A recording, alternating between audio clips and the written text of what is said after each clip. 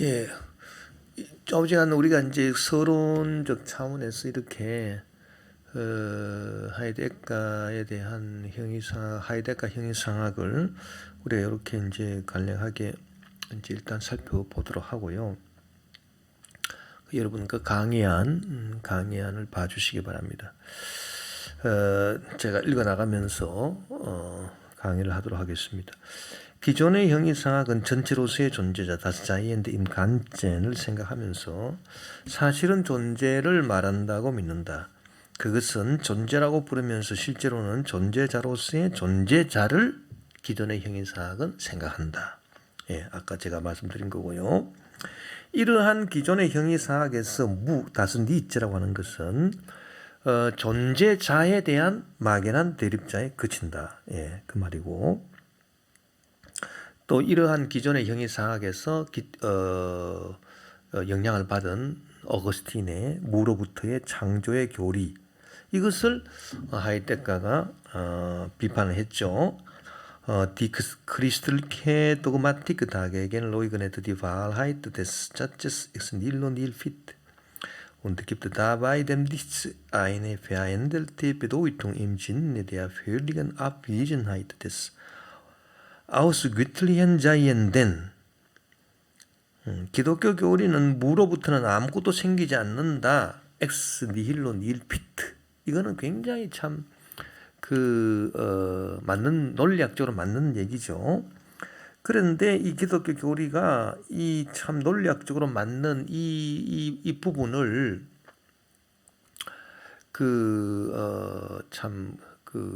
하나님을 끌어들여서 이거를 거부하고 있다는 얘기입니다. 기독교 교리가 기존의 형이상학이 논리학의 지배를 받는 것처럼 논리학의 지배를 받는데 논리학의 지배를 받는데 하나님을 끌어들이기 때문에 무로부터 아무것도 생기지 않는다는 명제의 진리를 거부하고 무에 대해서 그 신적 존재자가 아닌 존재자들을 전면 부정하는 어떤 변화된 의미를 부여한다. 예. 그래서 즉 무로부터는 모든 피조물이 만들어진다. 이제 하나님이 무에서 창조했다 그러니까 ex nihilo fit ens creatum이 됐다 그 말이죠.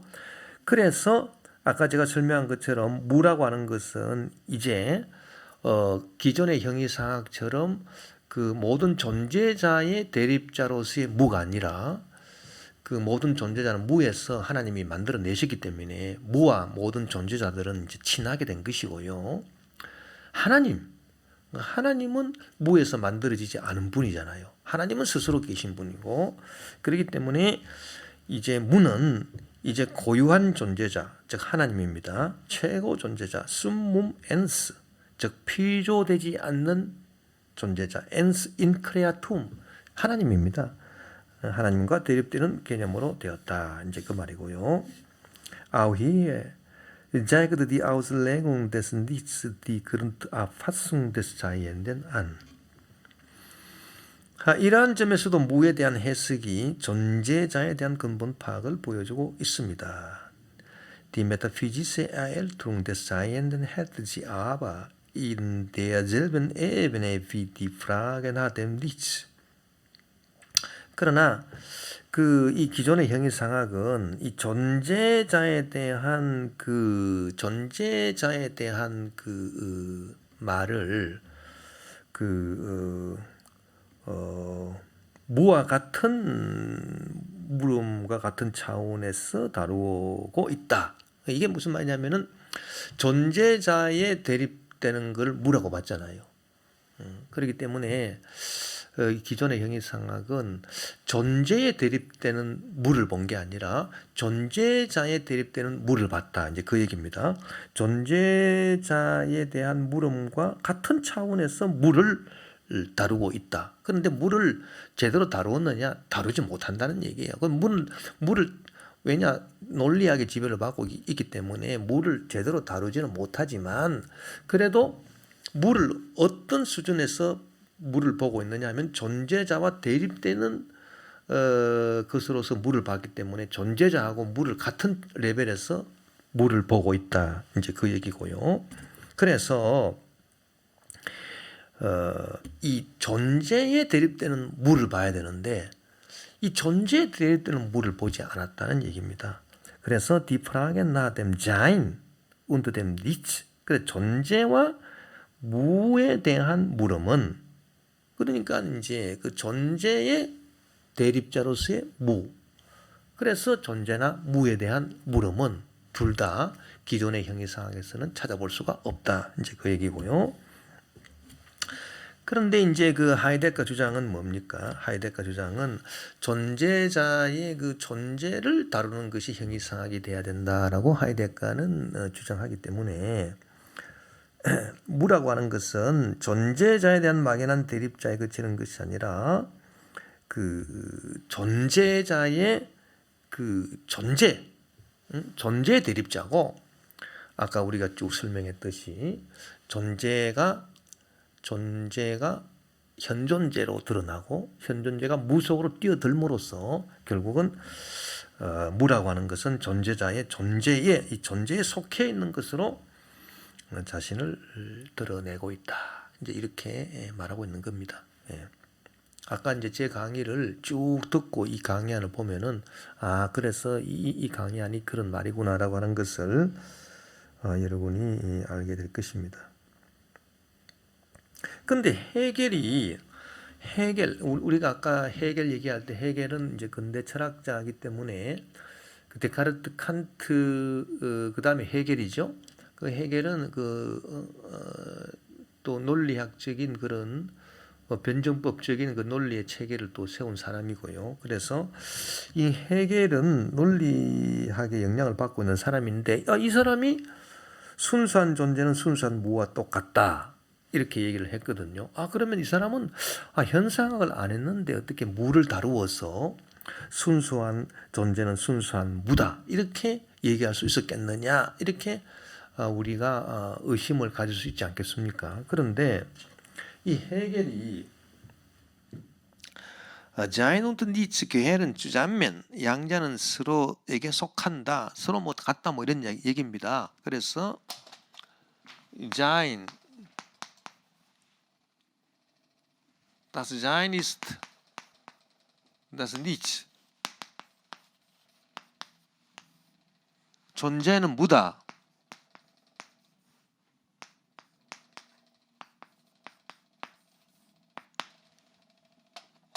존재와 무는 같은 영역에 속한다. 존재는 무다. 순수한 존재는 순수한 무와 똑같다. 뭐 그렇게 얘기하면서 둘은 같은 영역에 속한다. Sein und Nichts gehören zusammen.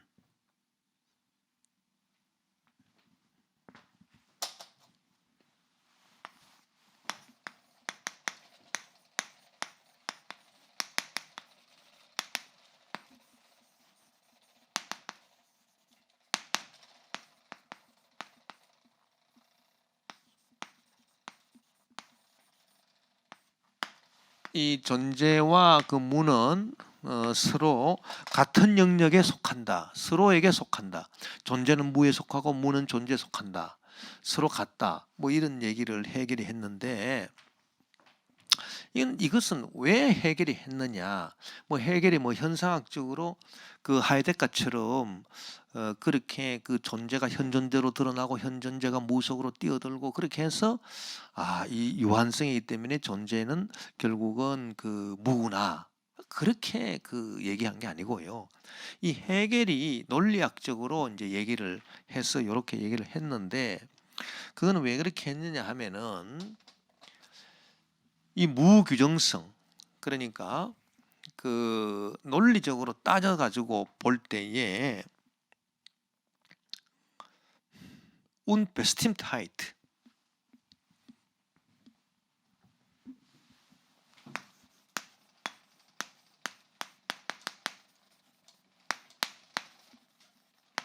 이것은 이제 우리가 이제 무규정성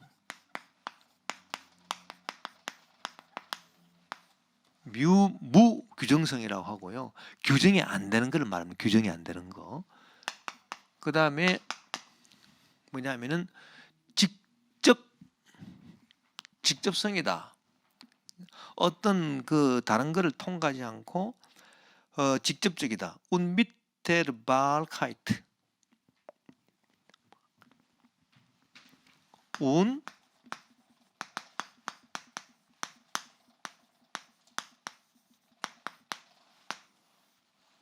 unmittelbarkeit. 이게 이제 그 직접성이다.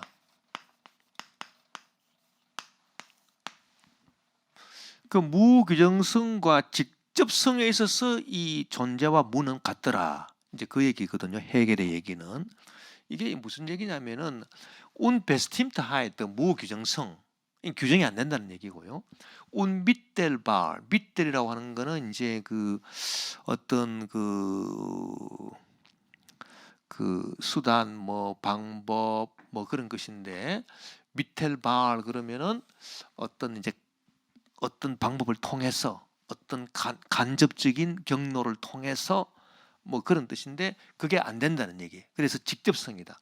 자, 이게 무슨 얘기냐면은 무규정성이다라고 하는 것은 뭐는 어떻다, 이거는 어떤 거다라고 이렇게 그 규정이 안 되는 것을 말합니다. 무규정성. 자, 있음이라고 하는 게, 자 보세요. 있음이 뭐예요? 있음은 가장 큰 덩어리라 볼 수 있어요. 가장 큰 덩어리. 이게 뭐냐면은, 자, 있음, 존재. 우리가 이런 걸 생각할 수 있잖아요. 예를 들어서 지금 식물,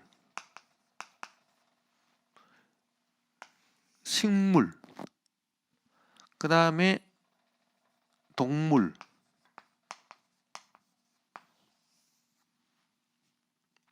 자, 식물과 동물이 연합을 한 게,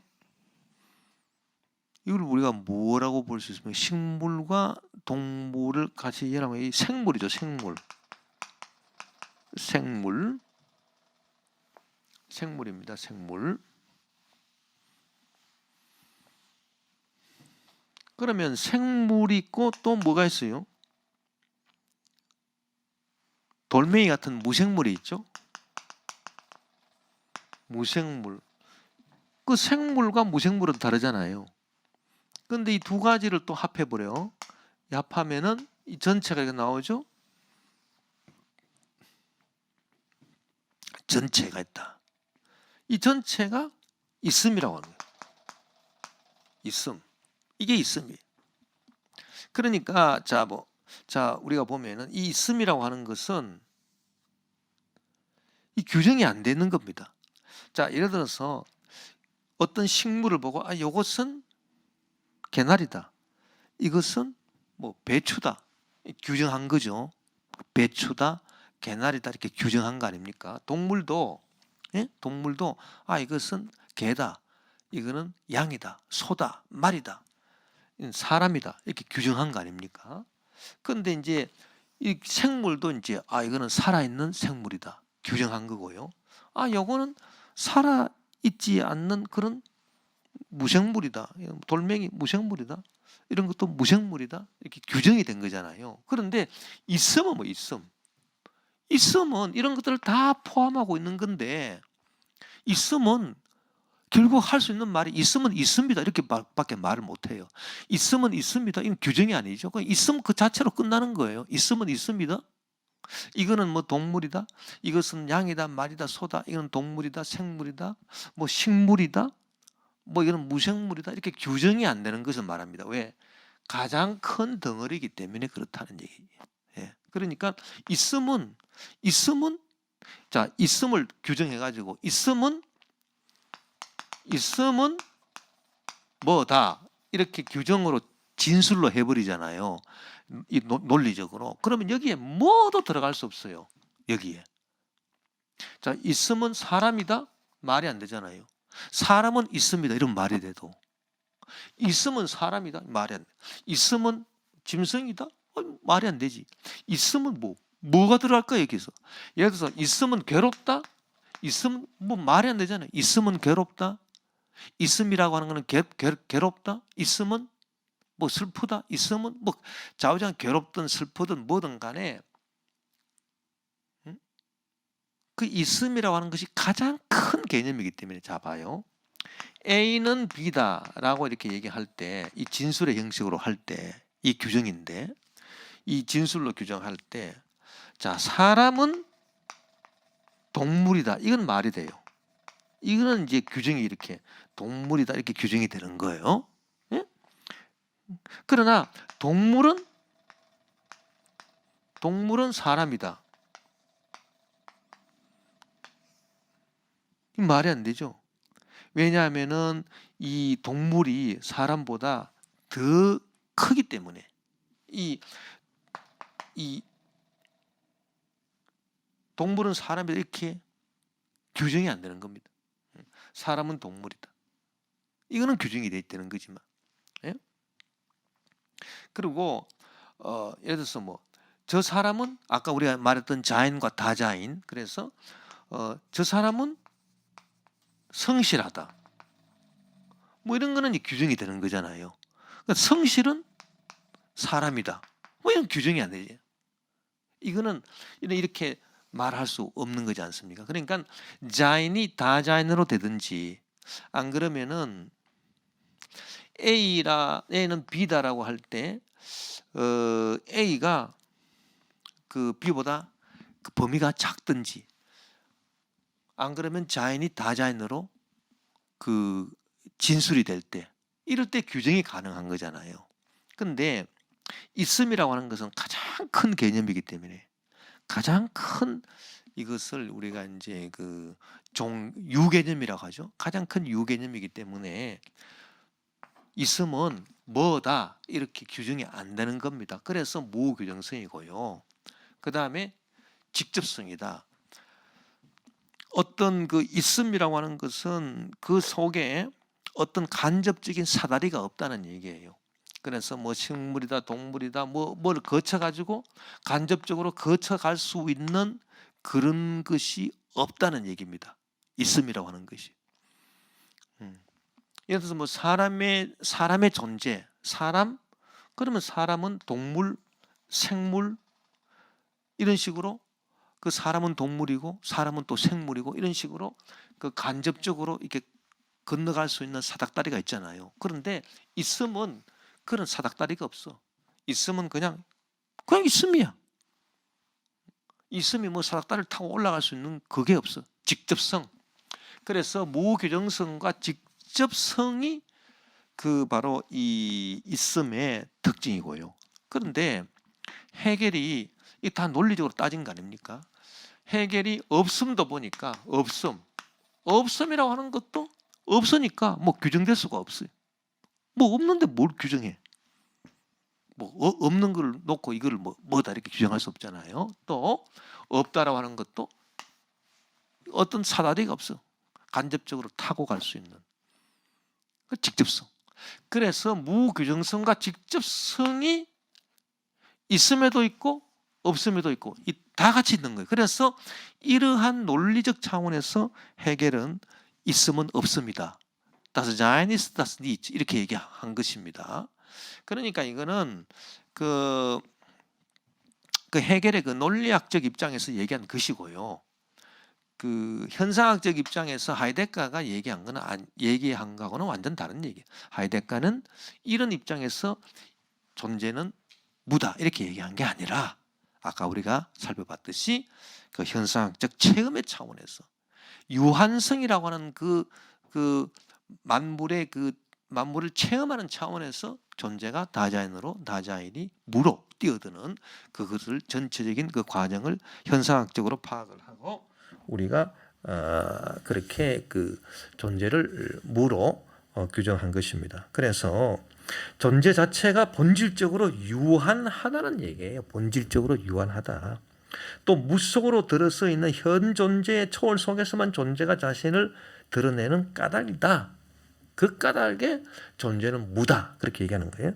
그래서 존재 자체가 본질적으로 유한하며 Das Sein selbst im Wesen entry ist. 그리고 이 존재는 어디에서 자기를 드러내느냐? 존재가 현 존재로 톡 튀어나가는 그 초월 속에서만 자기를 드러내는 거예요. 튀어나가는 초월 속에서만. Und sich nur in der Transzendenz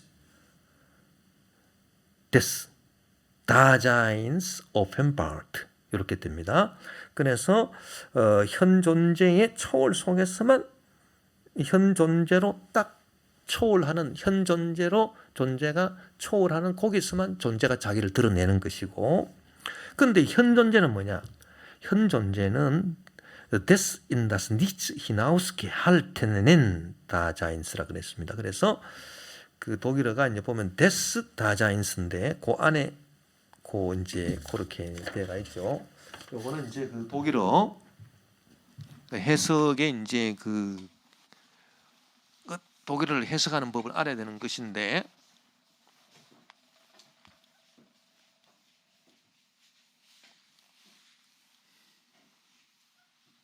그러니까 여러분이 철학을 제대로 하려면은 기본적으로 독일어를 할 줄 알아야 됩니다.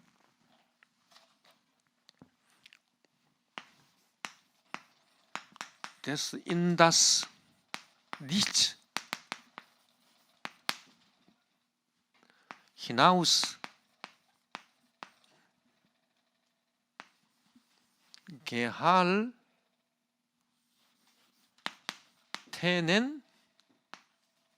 Daseins. 요 부분이 있잖아요. 이게 뭐냐면은 des Daseins, 그러니까 현 존재의 그런 뜻이거든요. 그 이 앞에 트란덴덴스가 있잖아요. 현 존재의 초월.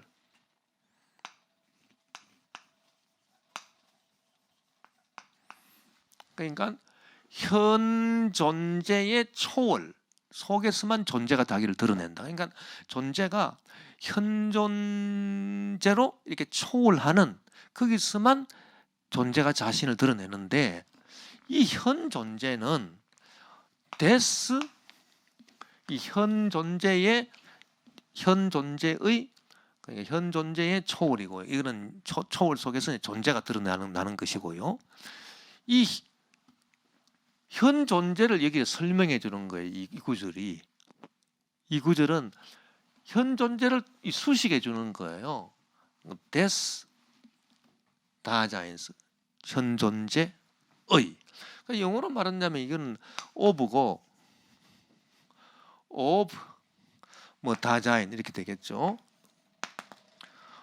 of Dasein인데 이 안에 독일어는 이거를 이 다자인을 수식해 주는 구가 들어갈 수 있다는 얘기죠. 그래서 이 현 존재는 어떤 거냐? 현 존재는 in das Nichts, 무속으로 hinausgehaltenen, 뛰어드는 현 존재라는 거예요.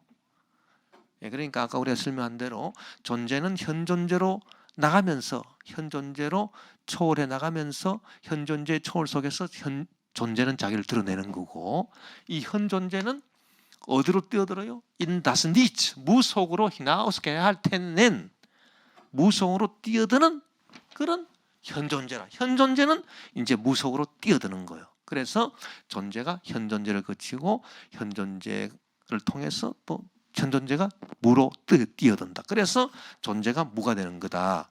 존재는 무다. 이제 그 얘기입니다.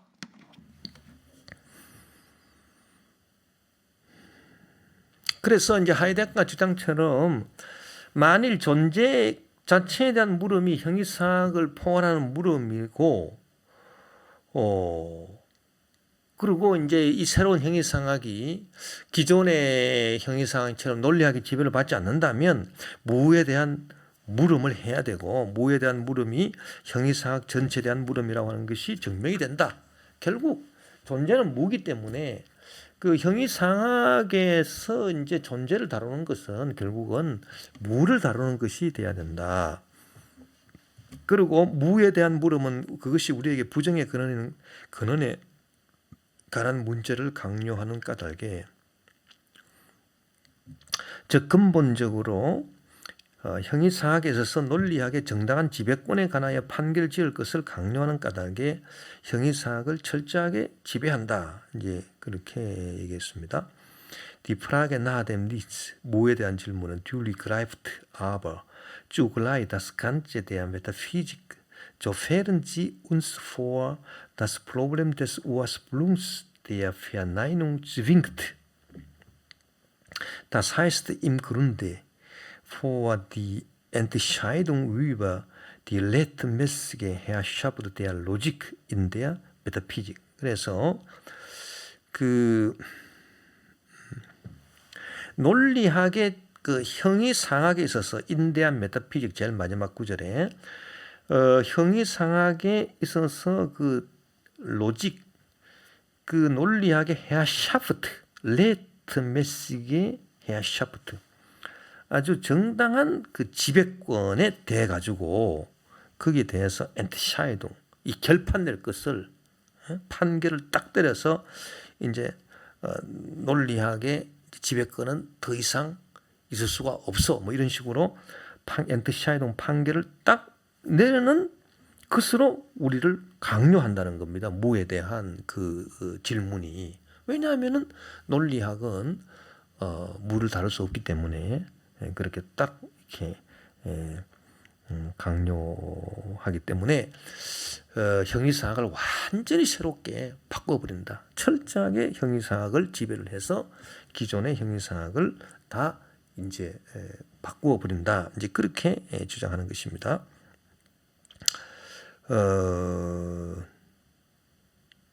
그러면 무에 대한 물음은 그것이 우리에게 부정의 근원에 관한 문제를 강요하는 까닭이다. 자, 이 니츠라고 하는 말이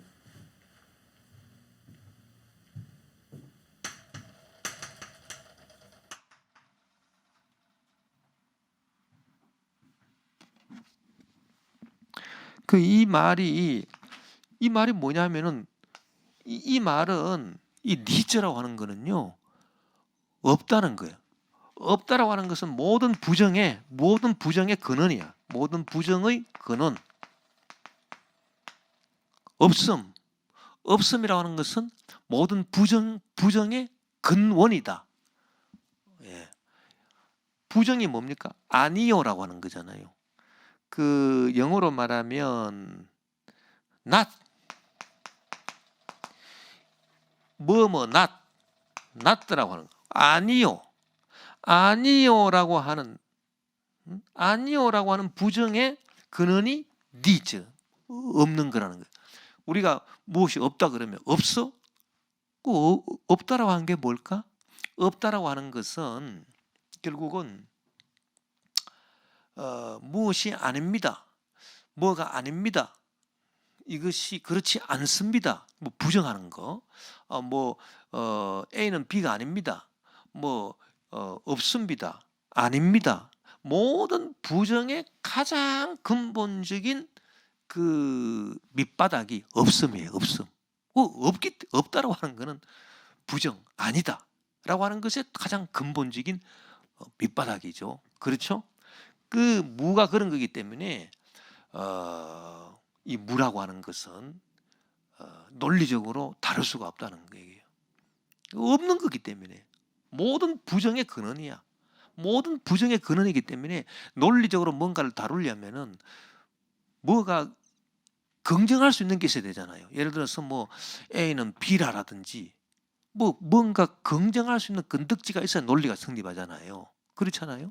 그래서 A는 B다. 이렇게 이건 긍정이잖아요. 긍정. 이렇게 긍정할 수 있는 건덕지가 있어야 논리가 서는 거잖아요. 논리학이 되는 건데 이 없음이라고 하는 것은 부정의 근원이다. 모든 아니요의 근본이에요. 아니요의 근본 밑바닥이 아무것도 없음이에요. 그러니까 어떤 긍정도 안 되는 거지. 어떤 긍정을 할 수 있는 대상이 아니야. 무라고 하는 거는. 이 무를 놓고 없음을 놓고 논리적으로 무슨 긍정의 어떤 판단을 할 수 있는 대상이 될 수가 없어요. 니츠는 부정의 근원이기 때문에. 그러니까 논리학의 지배를 철저하게 부숴버리는 그것으로 등장하는 것입니다. 니즈가 무라고 하는 것이. 그래서 기존의 논리학으로서는 안 된다. 새로운 현상학적 차원에서의 그 형이상학을 해야 된다. 이제 그 얘기가 되겠습니다. 그래서 결국 이제 어떻게 이제 되느냐 하니까 엑스 니일로 니일 피트 무로부터는 아무것도 만들어지지 않는다. 이것이 이전 그 형이상학의 그 논리학의 지배를 받는 그런 차원에서의 그 명제 아니었습니까? 무로부터는 아무것도 없는 데서 뭐가 만들어져요? 아무것도 없는 데서 뭐가 만들어질 수가 없죠.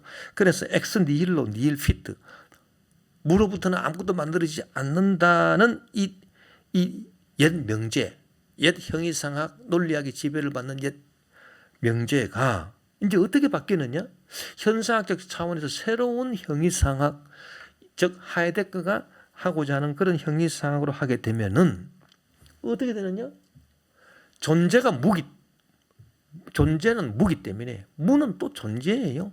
그러니까 무로부터 뭐가 생기느냐? 존재가 생겨나고 모든 존재자로서의 존재자가 또 거기서 존재로부터 또 나올 수가 있는 거죠. 그래서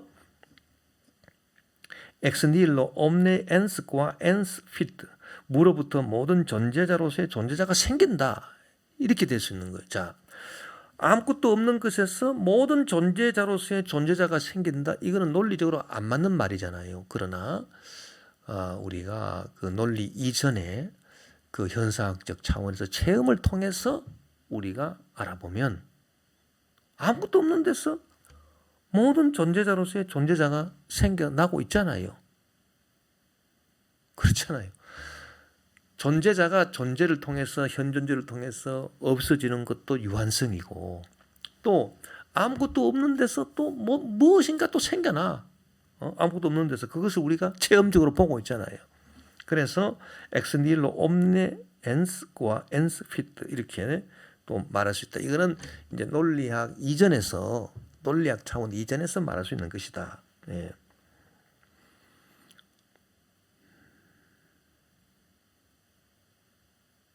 현 존재의 무 속에서 비로소 전체로서의 존재자가 그것의 가장 고유한 가능성에 따라서 즉 유한한 방식으로 자기 자신에 도달한다. Im Nichts des Daseins. 그러니까 현 존재가 무 속으로 뛰어든다 그랬습니다. 그 무 속으로 뛰어드는 이 현 존재의 무 속에서 콤트, 에르스트, 비로소 비로소 도달하는데 무엇이 Das Seiende im ganzen seiner eigensten Möglichkeit, na das heißt in endlicher Weise zu sich selbst. 그러니까 이 존재자가요 가장 고유한 가능성, 자기의 가장 고유한 가능성이 뭐냐? 이게 유한성이에요.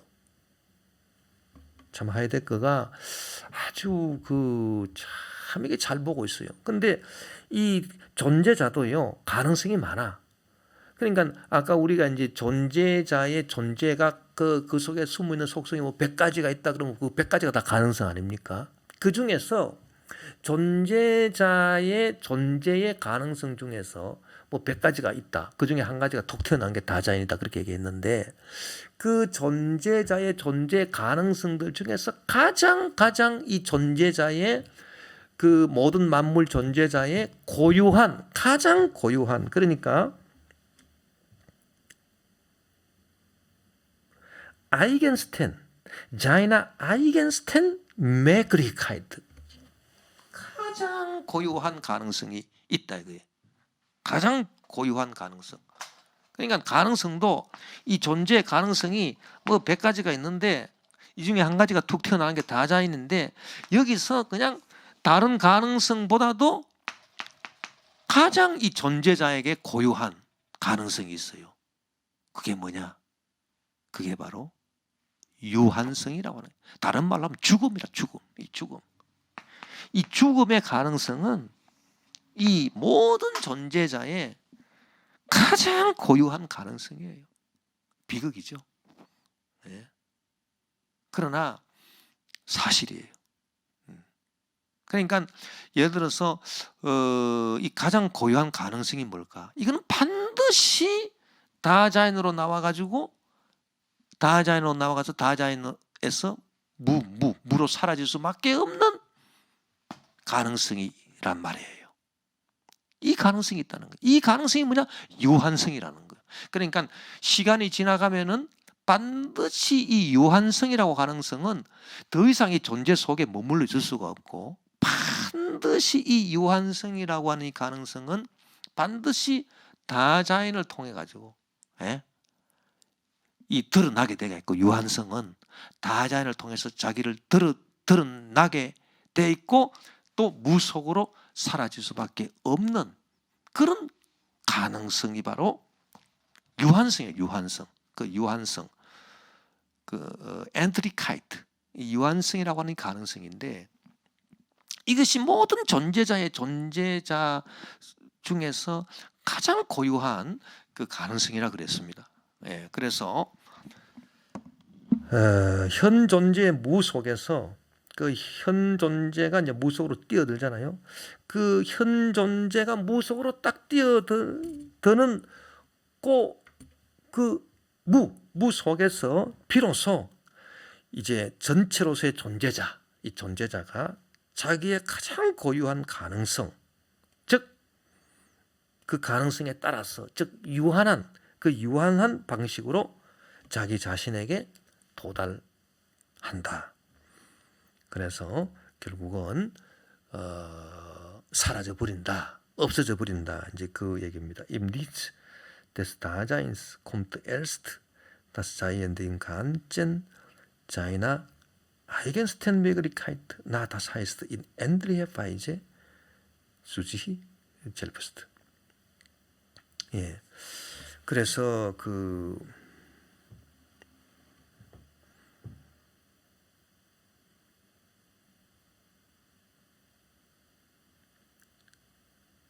가장 고유한 그 가능성, 즉 자기의 그 유한한 방식으로, 그러니까 끝없이 계속될 수가 없는 거예요. 자기는, 이 존재자는 끝없이 계속될 수 없고 반드시 한계가 있는 거예요. 반드시 사라질 때가 있는 거예요. Das heißt in endlicher Weise, 그 유한한 방식으로 주지, 자기 자신에게 도달하게 되는, 그 현 존재의 무 속에서 그러한 일이 일어나고 있다. 이제 이렇게 보고 있는 것입니다. 그래서 결국 하이데거는 이 그 어거스틴의 이제 무로부터의 창조, 이 교리를 이제 그 어떻게 보고 있느냐? 이 무로부터의 창조의 교리는 기존의 형이상학의 지배를 받는 것이고, 또 논리학의 지배를 받는 것인데, 하나님을 등장시키기 때문에, 하나님을 등장시켜서 하나님의 전지전능하신 능력으로 아무것도 없는 데서 이 존재자들을 만들어냈다. 이제 그렇게 이제 본다는 겁니다. 그러니까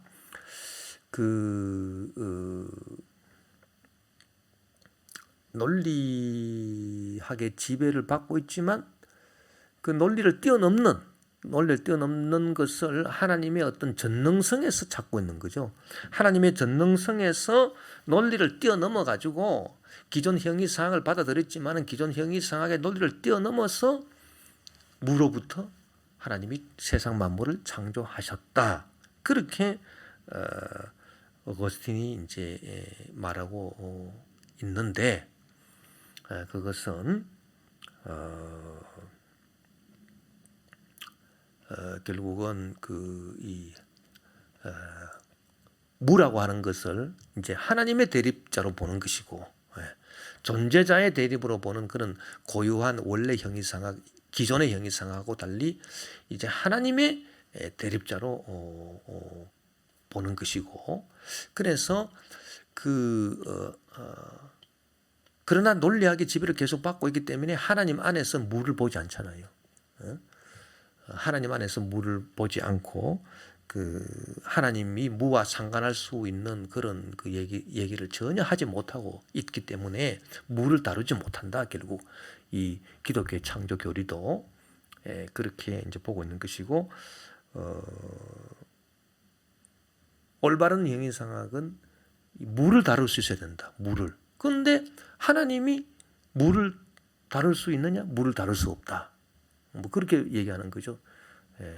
왜 하나님이 무를 다룰 수 없느냐? 하나님 속에 무가 없기 때문에 하나님이 무를 다룰 수가 없다. 그러니까 이것은 뭔가 잘못된 교리가 아니겠는가. 그렇게 그 무로부터의 창조에 대한 그 교리를 비판을 하는데, 가장 그 이렇게 그 뼈아픈 그 비판으로 등장할 수 있는 것이 하이데거의 비판이다. 그렇게 볼 수 있습니다. 그러니까 우리가 이제 그 하이데거가 했던 현상학적 방법으로 형이상학을 한다면 존재는 무잖아요. 그러기 존재와 대립되는 무가 결국은 존재가 무 아닙니까? 그러니까 창조 교리에서는 이제 무가 대립되는 게 존재자가 아니라 하나님이라 그랬잖아요. 하나님과 무가 같이 할 수 있어야, 같이 할 수 있어서, 예를 들어 하나님이 무다, 뭐 존재가 무다 이런 식으로 말하듯이 하나님이 무다 이렇게 말할 수 있으면 이 하이데거가 현상학적 차원에서 형이상학으로 무를 본 거라, 그렇게 기독교 교리를 평가할 수 이제 있겠다는 얘기인데, 우리는 절대 그렇게 말할 수 없잖아요. 우리는 그렇게 말할 수가 없습니다. 어떻게 하나님이 뭡니까? 말도 안 되는 얘기죠. 그렇기 때문에 우리는 그렇게 말할 수 없는 것이고, 하이데거는 그렇다면은 우리 기독교 교리는 이 현상학적인 그런 차원에서 무라고 하는 것을 그 체험적으로 다루지 못하고 있지 않느냐, 또 그렇게 우리를 공격하는 것이고. 그래서 어쨌든 그 어거스틴의 무로부터 창조 교리에 대한 가장 근본적인 도전이 이 하이데거의 그 형이상학이다.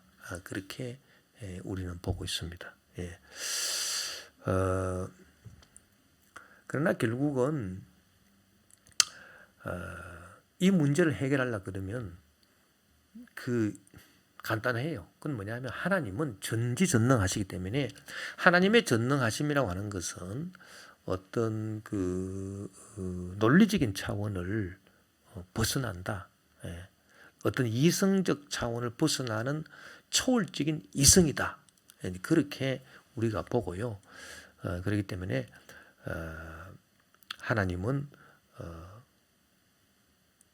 그 논리적으로 보면은 무에서 뭐를 창조하셨다고 할 때 하나님이 그 무와 관련할 수 있어야 되는데, 논리적으로 안 된다 그러면 현상학적으로 관련할 수 있어야 되지만, 그러나 하나님은 논리학을 초월하지 뿐만 아니라 하나님은 현상학적인 그런 모든 것도 다 초월하시는 하나님이시기 때문에 하나님은 무에서 모든 만물을 만들어 내셨다. 그렇게 우리가 말할 수 있지 않겠는가, 그렇게 생각합니다. 그래서